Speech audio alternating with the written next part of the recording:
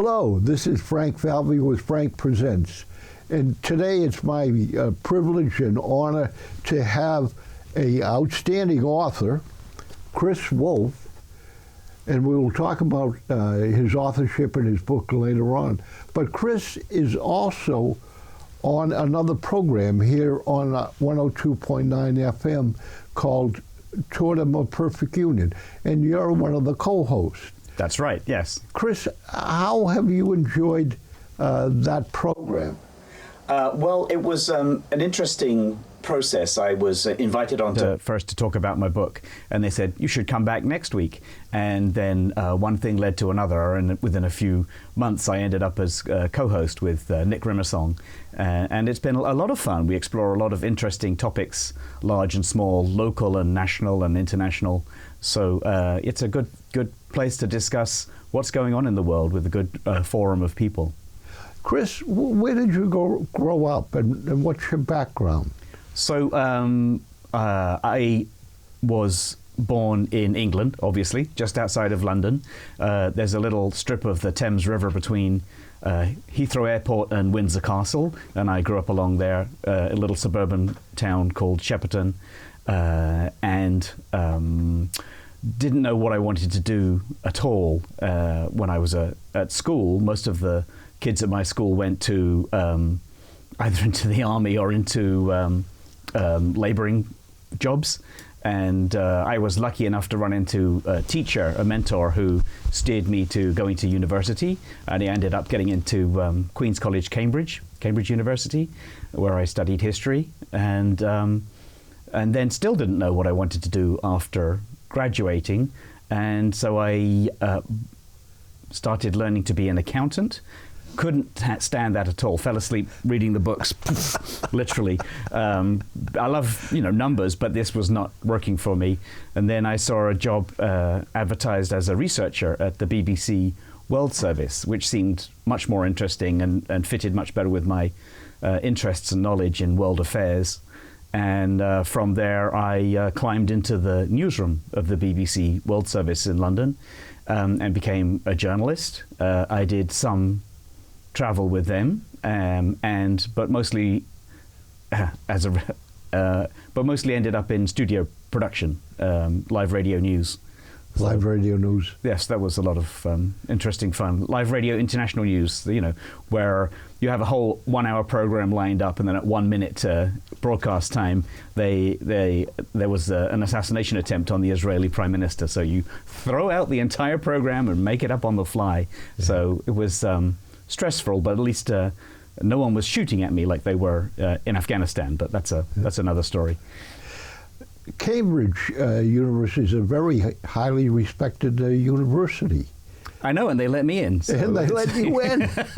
So yes, I was quite lucky to have someone who helped prep me for the interview and exam to get in, and so I it's a life debt that I owe to Mrs. Butler for the rest of my life. So it was your major in history? Correct. And world history or English history or anything particular? So they force you to do some early history, like early modern history, or 1500s, 1600s. But my interest has always been in more modern history, which is like post-1800. So I did a lot of international relations and that kind of thing, the kind of stuff that would prepare you for a career in the Foreign Service or BBC World Service. Yeah. So did you also take writing journalism classes on writing? No, I had no idea about following that career at the time. My best thought was that I'd like to be one of those smart people they wheel out on TV to comment on international affairs, but I wasn't able to pursue an academic career, so I just literally stumbled and bumbled into the BBC almost by accident. I mean, I only saw the job because my brother was working as an engineer at the BBC already, and he happened to have a copy of the staff magazine, and there was literally the ads in the back for jobs, and I thought, oh, I could do that, the information research job, and so I thought, well, it's going to be a huge pay cut, but I think I'll be more interested in that than journalism. And then back then, you learned a trade by pretty much doing it on the job and learning from your editors and co-workers. So that was how I ended up getting trained. So in the dark arts. Were you on the air? Were you the person speaking on the air, or how did you work your way up? So initially, we're talking about radio, right? Correct. So I did a variety of things. I was working in the monitoring station, which is the BBC maintains a monitoring station which intercepts all broadcasts from all over the world, and then we would write news highlights. So if you're getting an announcement from what was then the Soviet Union or China or North Korea, you would write news copy on that for the newsroom. So that was one of the first writing jobs I did. Then I did talks analyzing international events, like the attacks on the Kurds, the attacks on the Shiites in Iraq, wars and conflicts in different places. Then I climbed into the newsroom, where again we're writing copy for broadcast, distilling the latest news, and that was an incredible honor because I worked with people. There was one guy, Mike Fitzgerald, who had ended the 1973 war between Israel and the Arab nations, because and there's film of this where the Egyptian commander in Sinai gets the order from Cairo to cease fire. He thinks it's an Israeli trick. He won't believe the order to cease fire until he hears it on the BBC. And Mike wrote the snap into the bulletin to dictate that, which was then translated into Arabic, which is how that general heard the news and ordered the ceasefire. So wow. Yeah, it was a great privilege, and I didn't realize. I think the first time I realized that I could have an impact on the world was when I was asked to do a little story on a dissident being detained in Madagascar, and I thought, okay, whatever. I just culled the copy from the news agencies, Reuters and AFP and things of that nature. Wrote the story, short 25-second story, and the next day the guy was released due to international pressure. And I was thinking, oh, that was partly me. And it was like, oh my God, you can make a difference in the world. So that was quite an education. It must take some talent to bring a program and develop it into a story. In other words, you need to think about how you're going to present the story and who you're going to talk to. Who you're going to talk to, what you're going to ask. Yep. That must be exciting and challenging at the same time. And you have to do it on the same day because it's the news. So you'll have your editorial meeting at the beginning of your shift, where you're planning what to do with the programs that are going to start very soon. You have to be very on top of international affairs, the importance of the news, so you know who to talk to, and then you call up the players. So, well, there's another funny story. So there was a British diplomat who was trying to negotiate peace in the war in the former Yugoslavia, Lord Owen, and so he was the kind of person you would call up and say, so what's the latest? Who are you talking to today, and what's happening? And one day he had an initiative that he wanted to break, and he called the wrong person in the newsroom. It was 4 a.m. on the night shift, and poor Colin Thatcher, bless him, he says, hello, this is Lord Owen here. And he says, right, and I'm Napoleon Bonaparte. Hung up on him. So sometimes mistakes were made, for sure. So it was. So you have, obviously, being the BBC World Service, people do have that. It is a door opener. People do answer the phone and give you the information you want, if they want to share it, or trying to massage the message, because it is an important part of the game. And again, another example of, so I didn't do a lot of field reporting, partly because I found it too terrifying. because you're going to places that are, Yeah. there are landmines and bombs and shells and, terrorist groups and goodness knows what else, and just plain old criminals. So I didn't enjoy that kind of lifestyle, although I did try a few trips, including one that's the subject of my book, All right. Bumbling Through the Hindu Kush, a memoir of fear and kindness in Afghanistan. That was a little after that trip, and another one to Africa, where I decided that I wasn't cut out for that kind of life. Starving babies and dead Right. people and people shooting at me wasn't really People my shooting. cup of tea. So I have a tremendous amount of respect for what I call real war correspondents, people who go back to places like that, and of course for veterans who endure far, far worse than any journalist does in terms of having to deal with the traumas of war and conflict. But I've lost the initial point now. I think we were talking about... Yeah. So you hadn't done many field trips before this one, then?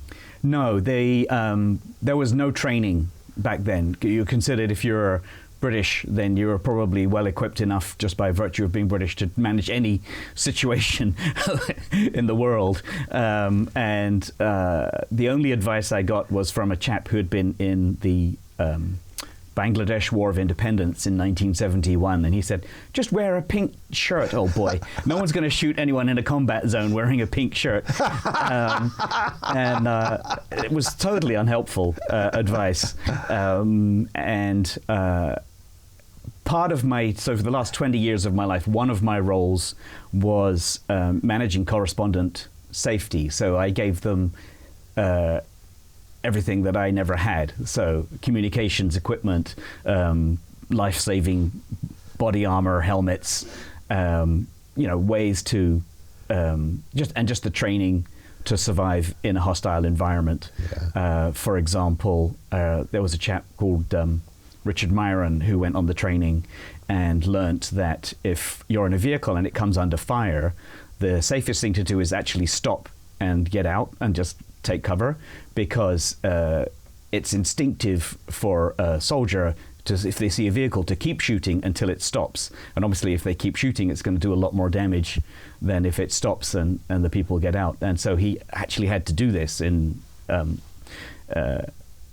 West Bank, in Israel, Palestine, and saved his life. So there was a number of instances where I'm pleased to say that everybody I trained and sent out came back in one piece physically, although of course it's still, you can't really prepare people properly for the stress and trauma that they have to deal with. So that was there are some people who have had struggles, but Right.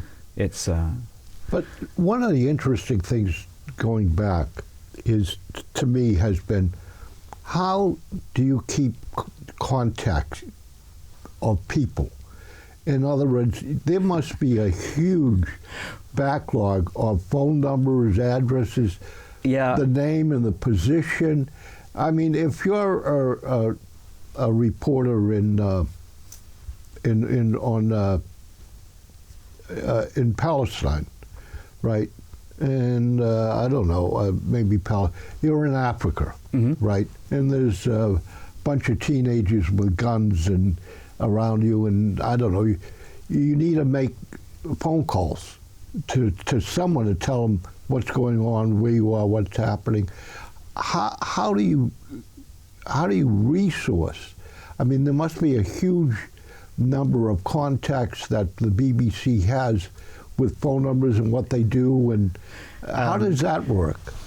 Well, that's an interesting and somewhat contentious issue. So if you're in the field, you're pretty much on your own. You have your own system.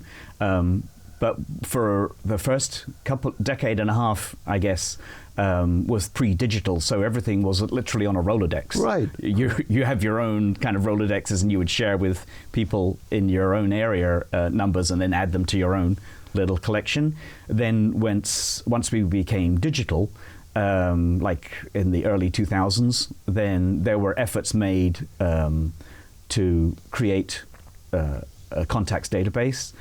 and they were very unsuccessful because a lot of people were very jealous of their contacts and their access and didn't want to jeopardize those kinds of things. So you'd find that individual programs would have their own sets of database, their own database of contacts, and there was, obviously conflict between other programs, who wanted to get access to their contacts and couldn't occasionally. And so, one of management's jobs is constantly to berate people to share your contacts. And they're about 7 or 10 years ago, they came up with a new platform which did include a massive shared database of contacts, and that's still there as far as I know. I retired from the BBC in 2020, so I'm not fully up to speed anymore if anything's changed since then. Right. Well, this book takes place where now? So when I reached the point in my career where I was thinking that I was ready to try the life of a foreign correspondent, I decided I would take a little primer before taking on the whole coat of paint. So I arranged to go visit my friend who had got the job in Kabul, Afghanistan, to see if I'd like the life of a foreign correspondent. So technically it was a vacation, but I went with the blessing of my manager and went to Afghanistan supposedly for a week, but then we got stuck behind rebel lines on the wrong side of the mountains and we were lucky enough to get a message out through the Red Cross to London to say, Chris will be late for his shift on Thursday. He's stuck behind rebel lines. So I think it was one of the only places where that kind of excuse would be, looked at favorably. So, yes, it was. We thought we were going to be stuck for the whole winter, but we did actually find a way out. Which was a little hairy, but we made it out. So the whole trip really was only about 2 weeks, but very intense and transformative for me as well, because you get to see just how lucky we are. We gripe and moan about how our lives are difficult, but there's no landmines you're going to step on the way to school. There's no one trying to kill you or rob you. Right. On every street corner. So this chronicles the 2 weeks, or does it lead up? So there's it's basically explaining how I was so stupid enough to decide to go, how I got ready, and a little bit about my own personal background, and then most of the book is just the day-by-day adventures, and then there's a little wrap-up at the end about how I've dealt with it in the years since. Since that period. Right. So that was, just to set it in context, that was 1991. So the Soviets had just invaded Afghanistan, had just left Afghanistan after 10 years of occupation, but their successor regime, the communist regime in Afghanistan, was still hanging on. It was a lot more successful than the regime that the United States left behind a couple of years ago. So they were doing very well. The Islamic rebels, the Mujahideen, our friends at the time, had launched massive offensives to try and seize power and had failed for 2 or 3 years. And so it was pretty uncertain when I went there what the course of the civil war was going to be. But a few weeks after I left, the Soviet Union itself collapsed. And the regime in Afghanistan, once it stopped getting supplies from Russia, collapsed pretty soon after. So this book takes place when the Soviet Union was in Afghanistan, not the United States. Well, the Soviets had just left, but their puppet regime was still in power. Functioning, and everywhere you went, signs were... there was no signs in any Western alphabet. It was either in the local languages, which is related to Persian, primarily the signposts, or in the Cyrillic script of Russia, and I couldn't read anything. So it's one of the most disorienting things when I arrived at the airport. Was like, well, where do I go? Where's the exit? Where is there a taxi rank? And so it was one continuous set of disorienting misadventures. Wow. Yeah. Wow. the people themselves that you ran into behind the lines, Yeah. right? Did the person just, probably like in, were they committed to just surviving themselves, or did they have any political or strong religious beliefs that were supporting either side? It's a mix. Yes, there were, I'd say, as in any civil war, 90% of people are just trying to survive, and they'll say whatever they need to say to get by. To whoever is asking them the question. Correct. So, for example, the end of the trip, our last dangerous part was we went by taxi. So we were lucky enough to find a guy foolish enough to go on this dangerous trip, and we gave him half the money up front, and we'd give him half the money when we got back. But he, before we left, it was so dangerous. He went home to say goodbye to his wife and children and give her the money, and then we went off, and he had to. So we were starting at that point in a government-controlled city, so run by the communists, yeah. And the countryside was, overrun with the Islamic rebels. So we were going to be passing through government and rebel lines constantly on the way back to the capital. And so he has 3 days of stubble. So obviously, if you're a Muslim rebel, you want to have some kind of beard. If you're clean-shaven, then they'll know that you're a government stooge and chop you. So he had to remove all the pictures from his visor in the car, so that if you have any photographs or drawings to Islamic rebels, that can be seen as idolatry. And again, right. sign that you're working for the government.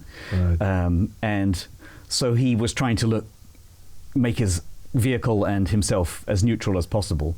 And then he goes to the army base, and there's a hole in the fence next to the fuel depot where he pays some bakshish to get some gas from one of the soldiers for cash, and then we're filling up, and then we get to the edge of town, and we're stopped and arrested by the secret police. So, and I'm thinking, oh my God! First, he's just used filled up with black market gas. My papers had run out, so I was in the country illegally, and we had all these tapes of interviews and photographs of us with top rebel commanders, so and some military positions. So, technically, you could have been taken out as a spy immediately. So we were lucky enough to escape from that predicament. Wow. So when, I shouldn't really say this, but when young people complain about not having a safe space, it's thinking, you have no idea what a safe space is. You're not going to be arrested by the secret police. You're not going to be murdered. You're not going to have your fingernails pulled out. You're not going to step on a landmine on the way to school. So my perspective is very different. Obviously, I don't want to belittle anybody's individual struggle, but I've always had this.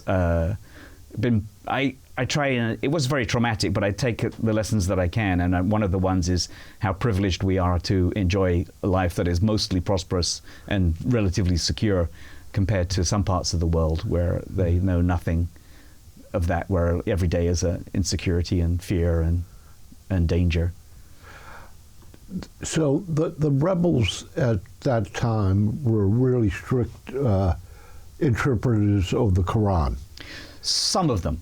Oh, some of them. Yes, so some were more liberal than others. Some were more nationalistic in terms of wanting to free their country from foreign occupation and foreign ideology, rather than strict Islam. And you would often see one of the reasons they failed to overthrow the communist government was because the government bought some factions that were less extreme, and then other factions would fight each other from time to time. Between each other. There was no overwhelming single Islamic group like the Taliban emerged many years, about 5 years after I was there, as a monolithic force. the country at that time broke down along assorted religious and ethnic lines more than. Not to say that some of them were not extremely Islamic fundamentalist, because obviously the taxi driver that I just mentioned is an example of how people were afraid of saying the wrong thing or creating the wrong impression to the wrong people. Right. So this book chronicles all of that, what happened. Yes. And there's, if I do a quick plug, it's available as an audiobook through Audible and through Amazon and through my own website, chriswolfbooks.com. Or you can come in and to the local bookstores in Franklin, have it as well, Escape into Fiction, and at the CAF at Intermission at the FSPA building. Yeah. Great. That is one. Have you written any other books?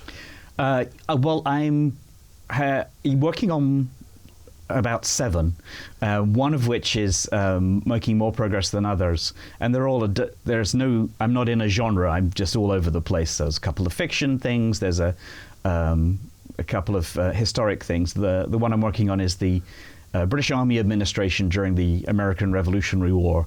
So it's one of my other side passions. Is what administration? The British military. British military administration during the American Revolution. Okay. Because it's fascinating how a superpower can mess up. And that was one of my other passions when I was living in New England. I was a reenactor for a while, and they threw me in a red coat and made me a sergeant and then an officer because they had the accent. They thought it would sound more authentic. So that was fun. That was just like I was in the British equivalent of the National Guard as a young man as well. So it was like being back in the Territorial Army, because you run around the woods with guns shooting at your friends all day and then have a little tipple at night, so around a campfire. So that was quite fun. Wow. What brought you to the United States? So work. The BBC got involved in a co-production with WGBH in Boston in the late 90s, and at a certain point they decided that the BBC wanted to place people they trusted with good sound knowledge of international affairs on this program, because it was dealing with international affairs. It's called The World on 89.7, and was very successful for many years. And so I came to work on that program for 1 year, and 1 year became 2, and 2 years became 3, and I'm still here, people. Sorry. So are you still here on a work permit, or did you apply for citizenship? Or yes, no, I became a citizen through marriage. Through marriage? Yes. Okay. You like Franklin? Love Franklin, yeah. It's getting a bit busy, busier than when I moved in 2018, but the traffic's getting a little heavier, and it seems to be getting more crowded. So, but yes, right now it's perfect. We got a great space where we live. I love the culture. I love the commitment to education in town. I love having the country's first public library here. It always gives me bragging rights whenever I'm talking to people about my hometown. Right. And obviously the quality content of WFPR. Yeah. So it's a great place to be.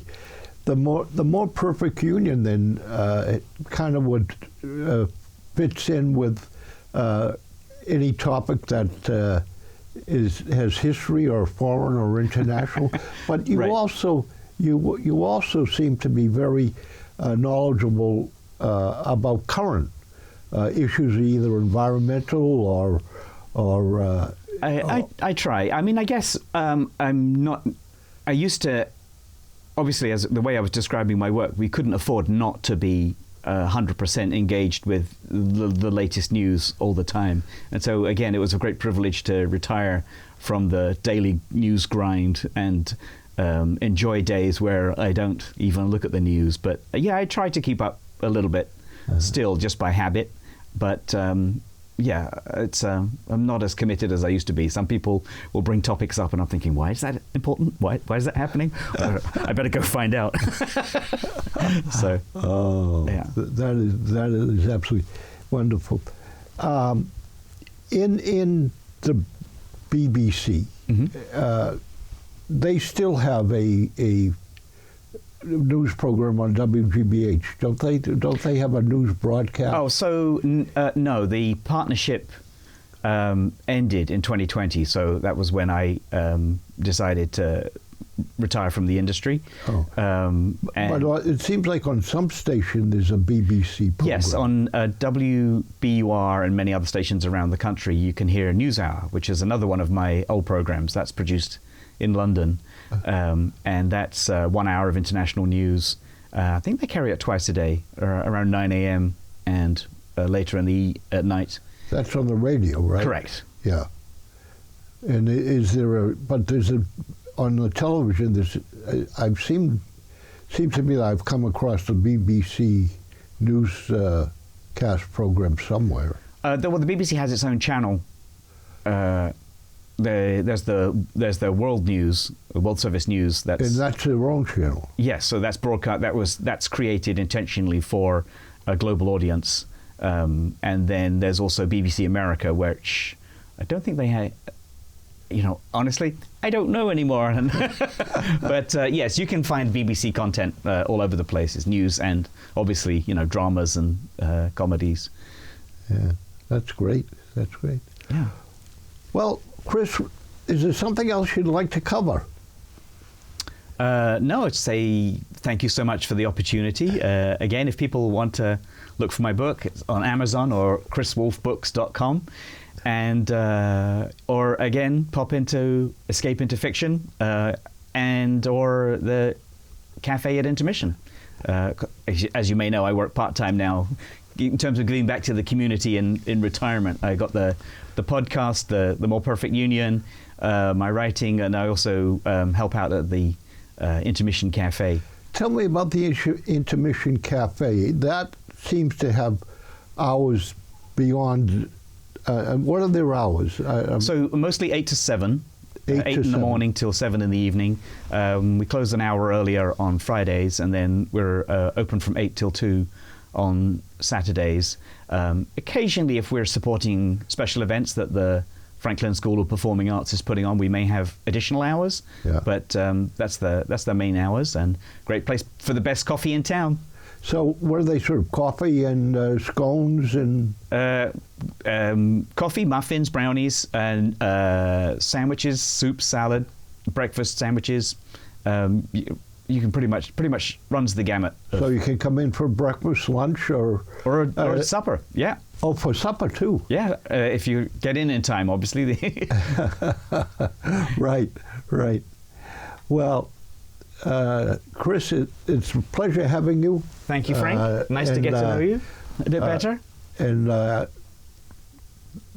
we want people to listen on Mondays on 102.9 FM toward a More Perfect Union, and it's on 3 times during that day, which you can go to franklin.tv and see the times in the schedule.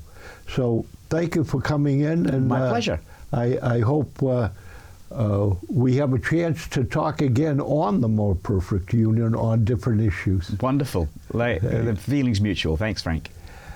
Thank you for watching. This is Frank Falvey and Chris Woolf wishing you a great day, and we hope you're very healthy and active, and look forward to talking to you again. Thank you so much.